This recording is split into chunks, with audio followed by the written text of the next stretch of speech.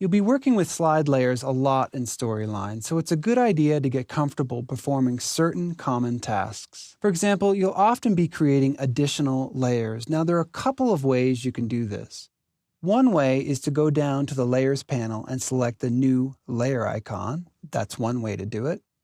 Another way, and this way is more common because a lot of your layers will share formatting, is copying an existing layer. And to do that, you would select the layer you want to copy. In this case, it's Mini Panel. And then come down to the Duplicate Selected Layer icon and click that. And then, of course, you would give it a name. We're going to double-click in here and name this one Showerhead because it has to do with information related to the Eco Showerhead. And you select Enter to lock that in. Now, you can change the order of layers by selecting it and dragging it up or down. And you can delete a layer by selecting it, the one you want to delete, and then clicking on the red X. Now, sometimes you want to change the way a layer behaves.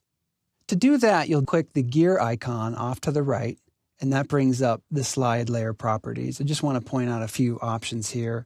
Under your visibility options, you have the option to hide other slide layers, which we've selected, to hide objects on the base layer if you didn't want the learner clicking on that, or to hide the slide layer when the timeline finishes. And there's actually a pretty important point here in that each layer has its own timeline. Base layer options, you can prevent the user from clicking on the base layer, or you can pause the timeline of the base layer. This comes into play especially when you're creating interactive video, which we'll do later in the course.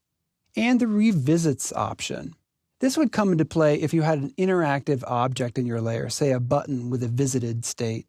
If you select the Reset to Initial State option, when the learner comes back to that layer, it will appear as if the learner had never visited it. If you select the Resume Save State option, the layer will appear as the learner left it. You can also let Storyline decide for you. So there you have it, the most common layer tasks you'll be performing in Storyline. And remember, if a layer isn't behaving as it should, have a look at the slide layer properties.